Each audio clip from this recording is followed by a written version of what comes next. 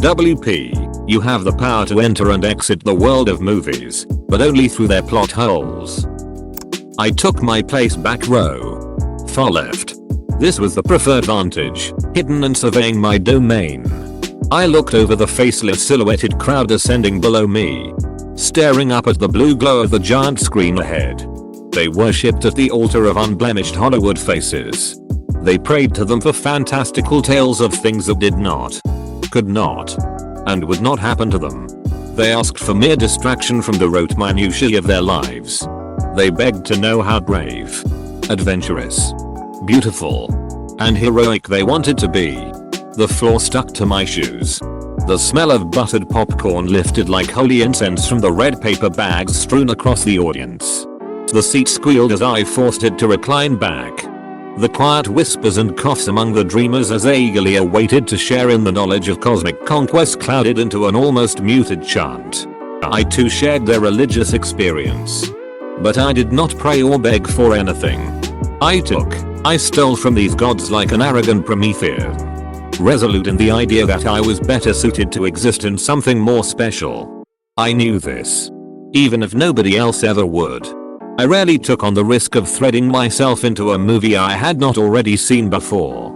I was often meticulous to this end, watching and rewatching a film dozens of times and noting each glaring and obvious plot hole to obsessive degree. The rules of threading were unclear, as I was the only one required to abide them. For this reason, I once feared becoming stuck in a universe that was not my own. This fear gradually diminished over years, and I was feeling particularly adventurous this evening. My common life was becoming increasingly unacceptable for a demigod, and the anchors that held me to it continually dissolved. Certainly, becoming stuck on an expedition in the Messier 81 galaxy could not possibly be worse than another shift at the Gold Armadillo Steakhouse. When others were limited to waiting for any notion of destiny, I had the unique ability to choose one. The film began. Silence crept over the audience as their eyes and minds clawed for character relatability and fantastical plot. I instead watched for the mistakes.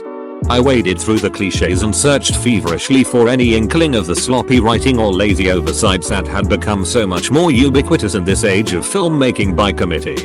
But then it happened. It was subtle, but large enough to crawl through. A nameless technician in the background clearly utilized an etch-a-patch to repair a component. Despite dire complaints from the protagonists moments before that all such Tyrellian technology was rendered inoperable by a ship-wide Vobex blast.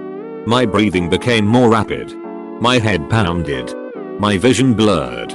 I felt my stomach churn as the space between my chair seat and back suddenly expanded and released me into a seemingly endless hole in the theater's floor. Then I slammed down hard on a cold metallic floor to the sound of blaring alarms. "We're going down," the nameless technician yelled. My name became Deus Ex Machina. Whenever a sudden cavalry comes out of nowhere, I sneak within the world. Whenever a machine happens to fix a problem even though it is too damaged to realistically work, I slide into the engineering bay. Over time I began to collect things. Gold and jewels from the Goonies ship as somehow 200-plus-year-old traps and mechanisms somehow work perfectly. I traded them for some sci-fi gear, magical items, armor and weapons of dozens of alternate Earths and beyond. They say I saved the day without any reward. But well, making sure my favorite pairs survive to have a happy ending is reward enough as a fanfic author.